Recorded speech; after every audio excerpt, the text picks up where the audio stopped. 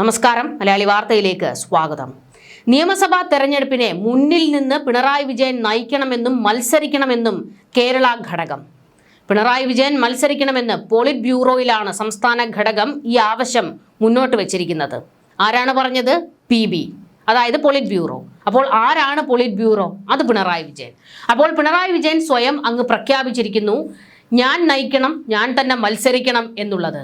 മലയാളികൾ ഇപ്പോൾ പാർട്ടിയുടെ ചില വിവരങ്ങൾ പുറത്തേക്ക് വന്നതോടുകൂടി മുഖ്യമന്ത്രിയെയും CPM-നെയും എടുത്തിട്ട് കുടയുകയാണ്. കാരണം അവർക്കറിയാം അങ്ങ് PB-യെയും ഇങ്ങ് കേരളത്തിലെ CPM-നെയും നയിക്കുന്നത് പിണറായി വിജയനാണ്. അതിനപ്പുറത്തേക്ക് ആരുമില്ല. MA ബേബിയൊക്കെ വെറുതെ ജനറൽ സെക്രട്ടറി എന്ന് പറഞ്ഞ് കസേരയിൽ ഇരിക്കുന്ന വെറും ഒരു റബ്ബർ സ്റ്റാമ്പ്. പിണറായി എന്താണോ പറയുന്നത് അത് മാത്രമേ നടക്കാൻ പോകുന്നുള്ളൂ എന്നുള്ളത് എല്ലാവർക്കും കൃത്യമായി അറിയാം. എന്നിട്ടും പിന്നെ പേരിന് വേണ്ടി അങ്ങ് പറയുകയാണ്. PB-യിൽ കേരള ഘടകം ആവശ്യപ്പെട്ടു പിണറായി വിജയൻ നയിക്കണം, പിണറായി വിജയൻ മത്സരിക്കണം എന്ന്. PB യോഗം ദില്ലിയിൽ തുടരുന്നതിനിടെയാണ് സുപ്രധാനമായ ഈ വിവരങ്ങൾ പുറത്തു വന്നിരിക്കുന്നത്. PB തീരുമാനം വൈകിട്ട് ഔദ്യോഗികമായി പ്രഖ്യാപിക്കുമെന്നാണ് വിവരങ്ങൾ. നിയമസഭാ തെരഞ്ഞെടുപ്പ് സംബന്ധിച്ച റിപ്പോർട്ട് പോളിറ്റ് ബ്യൂറോ യോഗത്തിൽ കേരള ഘടകം അവതരിപ്പിച്ചു. പിണറായി വിജയൻ തന്നെ തെരഞ്ഞെടുപ്പിൽ നയിക്കണം എന്ന നിർദ്ദേശമാണ് റിപ്പോർട്ടിൽ സംസ്ഥാന ഘടകം മുന്നോട്ട് വച്ചിരിക്കുന്നത്. 75 വയസ്സ് കഴിയുമ്പോൾ നേതാക്കൾ വിരമിക്കണം എന്നതാണ് നിലവിലെ CPM-നുള്ളിലെ ചട്ടം. ഇതിൽ പിണറായിക്ക് നേരത്തെ പോളിറ്റ് ബ്യൂറോയിൽ ഇളവ് നൽകുകയായിരുന്നു. മുഖ്യമന്ത്രി എന്ന രീതിയിലാണ് അദ്ദേഹത്തെ പോളിറ്റ് ബ്യൂറോയിൽ ഉൾപ്പെടുത്തുന്നത് എന്ന് നേതാക്കൾ ചൂണ്ടിക്കാട്ടിയിരുന്നു. പിണറായി വിജയൻ വീണ്ടും തെരഞ്ഞെടുപ്പിൽ മത്സരിക്കുമോ എന്ന ചോദ്യം ഉയർന്നിരുന്നു. കൂടാതെ പിണറായി വിജയനൊപ്പം രണ്ടാമതായി ആരെ മന്ത്രിസഭയിലേക്ക് കൊണ്ടുവരണം എന്നത് സംബന്ധിച്ചുള്ള ആലോചനയും പാർട്ടിയിൽ നേരത്തെ ഉണ്ടായിരുന്നു. എന്തായാലും ഇപ്പോൾ PB-യിൽ നിന്ന് വരുന്ന വിവരം പിണറായി നയിക്കണം, പിണറായി മത്സരിക്കണം എന്നുള്ളതാണ്. അത് കൃത്യമായി പിണറായി തന്നെ എടുത്ത തീരുമാനമാണ് എന്നുള്ളത് ആർക്കാണ് അറിയാത്തത്. പക്ഷേ ഒരു കാര്യമുണ്ട്, പിണറായി വിജയന് ശേഷം ഈ പാർട്ടിയിൽ ആര് എന്നുള്ള ചോദ്യത്തിന് എന്തുകൊണ്ടൊരു ഉത്തരം കണ്ടെത്താൻ പാർട്ടി ഇനിയും ശ്രമിക്കുന്നില്ല. CPM എന്നാൽ പിണറായി വിജയൻ അല്ല എന്നുള്ളത് ഇനിയെങ്കിലും പാർട്ടിക്കാർ മനസ്സിലാക്കുന്നത് നന്നായിരിക്കും. അല്ലെങ്കിൽ പാർട്ടിയുടെ കുളം തോണ്ടുന്നതിന് തുല്യമാണ് ഇപ്പോൾ ഈ സ്വീകരിച്ചുകൊണ്ടിരിക്കുന്ന നടപടികൾ. പിണറായി വിജയന് ആരോഗ്യപരമായ ഒരുപാട് പ്രശ്നങ്ങളുണ്ട്. അനാരോഗ്യം അദ്ദേഹത്തെ വല്ലാതെ അലട്ടുന്നുണ്ട്. എഴുന്നേറ്റ് നടക്കാൻ പോലും അദ്ദേഹത്തിന് ഒരുപാട് ബുദ്ധിമുട്ടുകളുണ്ട്. എന്നിട്ടും അദ്ദേഹത്തെ മാത്രം CPM-ന്റെ മുഖമായി എന്തിന് ഇങ്ങനെ ഉയർത്തി കാണിക്കുന്നു? പിണറായി വിജയന് ഒരു പിൻഗാമി വേണ്ടേ? പക്ഷേ അങ്ങനെ ഒരു പേര് ഇതുവരെ ആരും പറയാൻ തയ്യാറാകുന്നില്ല. KK ശൈലജ അതിശക്തയായ ഒരു നേതാവാണ്. കേരളത്തിലെ ബഹുഭൂരിപക്ഷം ജനങ്ങൾക്കും അവർ ജനകീയമായിട്ടുള്ള ഒരു നേതാവാണ്. ആ പേര് പോലും ഒന്ന് പറയാൻ ഇതുവരെ എന്തുകൊണ്ട് ആരും ധൈര്യം കാണിക്കുന്നില്ല? പിണറായി വിജയനെ പേടിച്ചിട്ടാണ് ഒരു പേര് പറയാത്തത്. പിണറായി വിജയൻ എന്താണ് കണക്ക് കൂട്ടുന്നത്? കിടന്നാണേലും ഇനി കേരളം ഭരിക്കാമെന്നാണോ എന്നുള്ള ചോദ്യം ഇപ്പോൾ അതിശക്തമായി വലിയൊരു വിമർശനമായി ഉയർന്നു വരുന്നുണ്ട്. അതോ പിണറായി സ്വപ്നം കാണുന്നത് തനിക്ക് ശേഷം റിയാസിനെ കൊണ്ടുവരണമെന്നാണോ? അതോ ഇനി തൻ്റെ ഏതെങ്കിലും ഒരു ശിങ്കിടിയെ അവിടെ ഉയർത്തി കാണിക്കണം എന്നുള്ളതാണോ? പക്ഷേ പാർട്ടിക്ക് ജനകീയമായ ഒരു മുഖമാണ് ഇപ്പോൾ ആവശ്യം. ഈ പാർട്ടി ഇപ്പോൾ പാതാളക്കുഴിയിൽ കിടക്കുകയാണ്. അതായത് അക്ഷരാർത്ഥത്തിൽ വെന്റിലേറ്ററിലാണ്. അവിടെ നിന്ന് ജീവൻ കൊടുത്ത് മുൻപോട്ട് നയിക്കാൻ ഒരു നേതാവ് വേണം. ആ നേതാവ് ആരാണ്? എന്തുകൊണ്ട് ഒരു പേര് പറയാൻ ഈ സമയത്ത് പോലും CPM-ന് കഴിയുന്നില്ല? ഇപ്പോൾ പോലും കേരള ഘടകം അങ്ങ് PB-യിൽ പറയുന്നത് പിണറായി വിജയൻ നയിക്കണം, പിണറായി വിജയൻ മത്സരിക്കണമെന്നാണ്. പിണറായി വിജയൻ മാറി നിൽക്കണമെന്ന് എന്തുകൊണ്ട് പറയുന്നില്ല? തെരഞ്ഞെടുപ്പിനെ നയിക്കാൻ അദ്ദേഹം, അതായത് തെരഞ്ഞെടുപ്പിനെ മുന്നിൽ നിന്ന് പിണറായി വിജയൻ നയിച്ചോട്ടെ. പക്ഷേ മത്സരിപ്പിക്കണം എന്നുള്ള വാശി എന്തിനാണ്?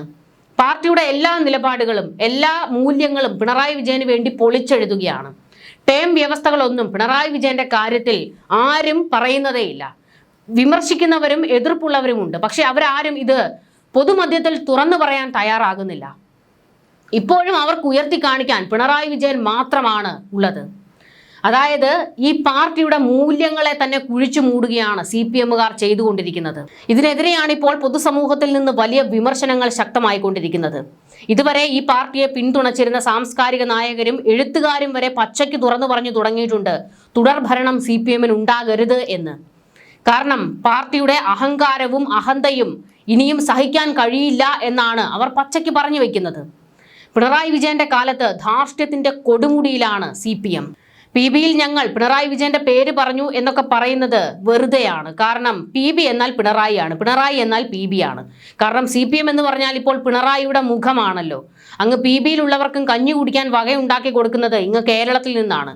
അപ്പോൾ പിന്നെ അവർ അനുസരിക്കുകയല്ലാതെ, അടിമകളെ പോലെ നിന്നു കൊടുക്കുകയല്ലാതെ മറ്റു വഴികളൊന്നുമില്ലല്ലോ. തായ്ക്കണ്ടിയിൽ നിന്നാണല്ലോ ഭരണം മുഴുവൻ. പിണറായി വിജയന് നേരെ ഇപ്പോൾ വലിയ വിമർശനങ്ങളാണ് ശക്തമായിക്കൊണ്ടിരിക്കുന്നത്. ഈ പാർട്ടിയിൽ ഇങ്ങനെ കടിച്ചു തൂങ്ങിക്കിടക്കുന്നത് എന്തിനാണ്?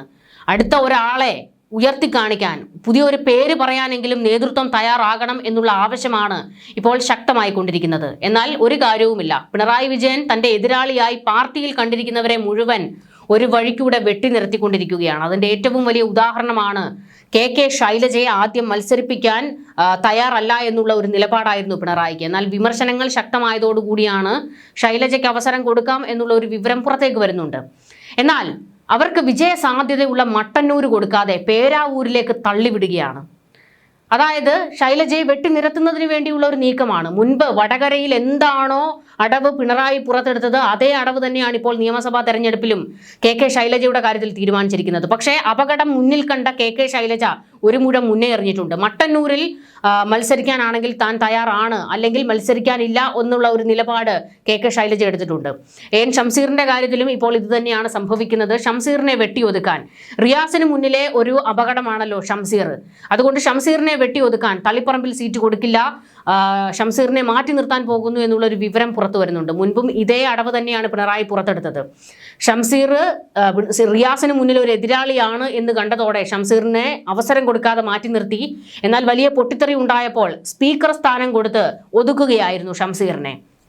ആലപ്പുഴയിലേക്ക് വരികയാണെങ്കിൽ തോമസ് ഐസക്കിനെയും ജി സുധാകരനെയും വെട്ടി ഒതുക്കുകയാണ്. അപ്പോൾ കണ്ണൂരിലും ആലപ്പുഴയിലും പിണറായിയുടെ വെട്ടിനിരത്തൽ പണി പുറത്തെടുത്തു എന്നുള്ളത് വ്യക്തമാണ്.